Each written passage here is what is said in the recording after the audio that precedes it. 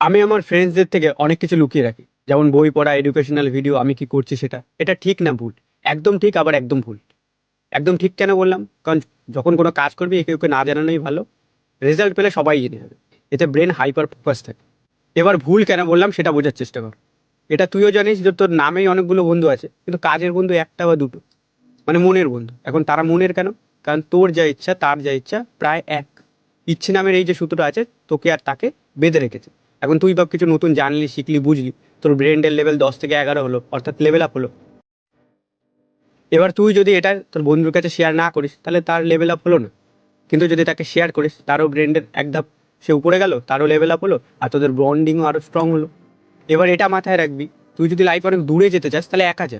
কিন্তু সেখানে যদি অনেক দ্রুত যেতে চাস, অর্থাৎ তাড়াতাড়ি যেতে চাস, তাহলে সাথে যা।